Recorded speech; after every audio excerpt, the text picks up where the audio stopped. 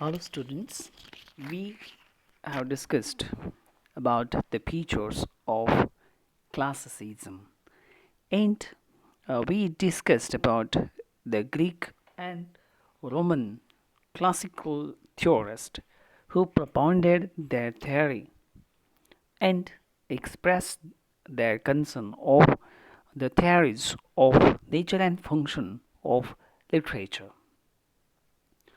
In this current discussion, we have also going through the remarkable contributions made by some of the classical theorists like Hesiod, Plato, and now we had to study the works that we or the literary theorists have taken more seriously and also been recognized as the world's greatest theorist, Aristotle.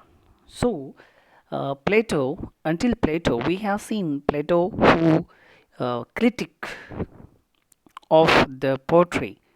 He criticized the theorist poets as liars.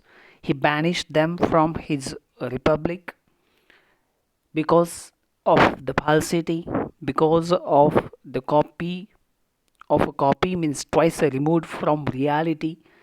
They never express as genuine so-called ideas, and that is what they are lying and falsifying, and that is what Plato's charges were. But now we have seen his disciple Aristotle, who was born in 384 to 322 BC. We have seen that all these features that we are going to discuss here are quite relevant even today, and that is what Aristotle is very much near to us. Why? So let us go to the theorist and theorist propounded his views on the nature and function of literature. Aristotle is another pioneer critic of the Western philosophy as well as literary theory. He logically formulated his views about art and poetry, and he provided the rational base to literature and criticism. Rational म्हणजे जे आपल्याला स्वीकार्य आहे, जे प्रत्येक व्यक्तीला ते मनापासून पटतं, अशीच theory ॲरिस्टॉटलची theory आहे, जी बुद्धीला तोलून मापून तपासून जर बघितली तर ती स्वीकार्य वाटते आणि म्हणून त्याला रॅशनल बेज त्याने थेअरीला दिला. त्याचं ॲरिस्टॉटल यांनी सर्वायविंग ट्रिटायझस लिहिलेत, डिझर्टेशन्स लिहिलं, ग्रंथ आपण म्हणतो पोएटिक्स. आणि म्हणून प्लेटोच्या आणि ॲरिस्टॉटलच्या विचारांमध्ये जे मतभेद किंवा जे वैचारिक दृष्टिकोनातून मतभेद पाहायला मिळतात ते आपल्याला या माध्यमातून सांगतात. प्लेटो हा आयडियालिस्टिक आहे. तो वेगवेगळ्या आपल्या थिंकिंगमधून आयडियालिस्टिक आहे. पण ॲरिस्टॉटल हा आपले विचार प्रॅग्मॅटिकली त्या ठिकाणी मांडतो. प्लेटोचं मत होतं का फॉर्म जे आहे, जे घडवायचं आहे ते लेखकाच्या कवीच्या मनामध्ये निर्माण होत असतं, जे दिसत नाही आहे म्हणून ते ॲबस्ट्रॅक्ट स्वरूपाचं असतं.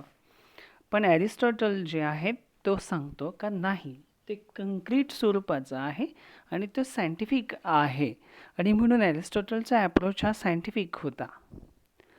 बघा, प्लेटो जो आहे he draws his conclusion from general objects. He adopted the deductive process, while Aristotle adopted inductive process, and that we see in the basis. Plato analyzes philosophy and poetry are different. He distinguishes poetry from philosophy. Aristotle analyzes poetry as an independent art.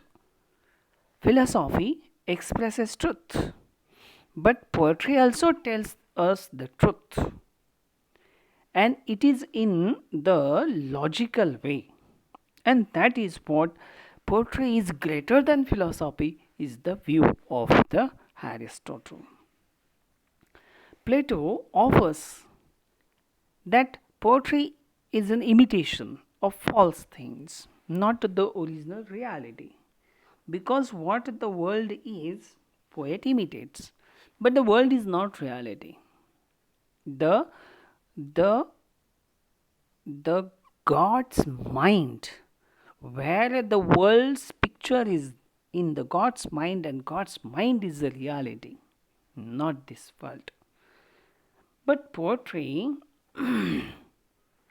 it never poetry never imitates this reality, but adds something more. Aristotle says it refines our emotions and passions because poet tells us more, and that is what we have seen. Plato provides this, and Aristotle also provides this. Aristotle answers the Plato's questions about art and poetry in his Poetics.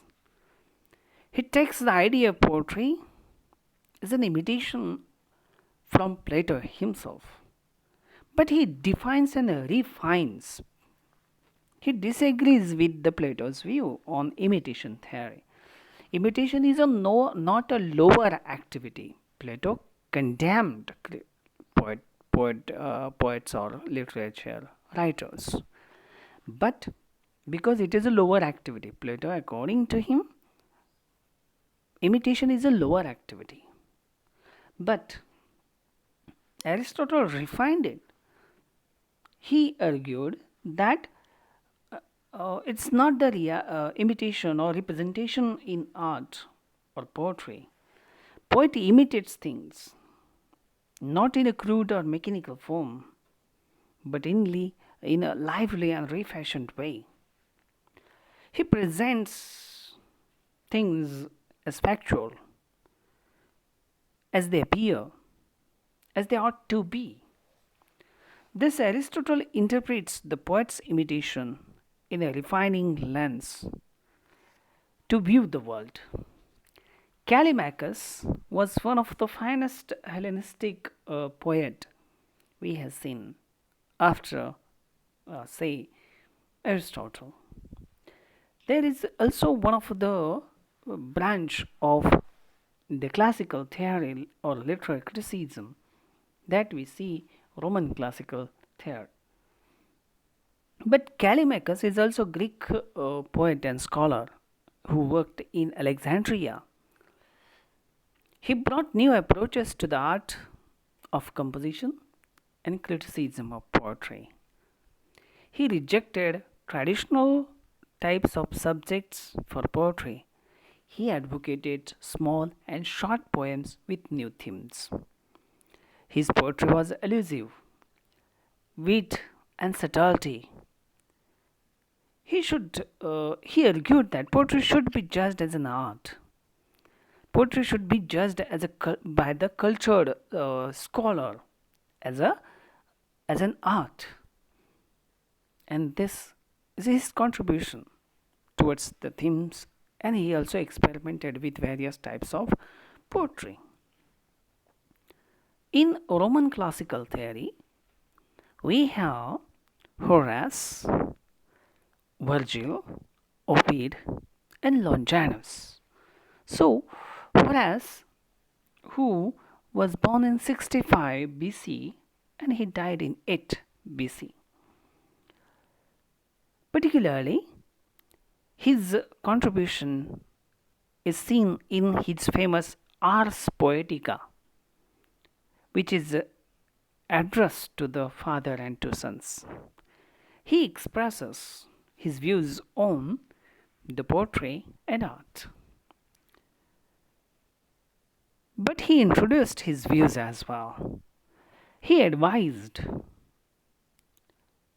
that his views about poetry and in turn demonstrates how criticism work can be written. He defined that the function of poetry is to delight and instruct the audience. कवितेच्या माध्यमातून ऑडियन्सला आनंद देणं आणि शिकवणं, काहीतरी सूचित करणं, चांगल्या गोष्टी सूचित करणं हे पोएट्रीचं काम असतं होरासच्या मते. He argued poets should strictly adhere to the brevity as well as to the plausibility. He attaches technical perfection in the poetry composition. Longinus was the author of the famous critical work on the sublime. Nothing is known for sure about the author, date of the composition of work. Longinus, who wrote probably in the first century AD, in his work, what are the true marks of the great literature? True sublimity fills the audience with joy and lifts their soul. A work of literature is sublime only if it pleases all men at all times. If a work is appreciated and enjoyed by men, it may be said to possess the sublimity. Sublimity अतिशय उत्कृष्ट साहित्य कसं निर्माण करायचं. आणि हे sources, उत्कृष्ट साहित्य बनवण्याचे सोर्सेस कुठे आहेत? The grinder of thought. याचे 5 सोर्सेस त्याने सांगितलेत. त्यामध्ये grinder of thought, capacity to feel strong emotions, proper use of figures for thoughts and for ideas, speech, noble diction, and dignified word arrangement. These 5 sources that he advocates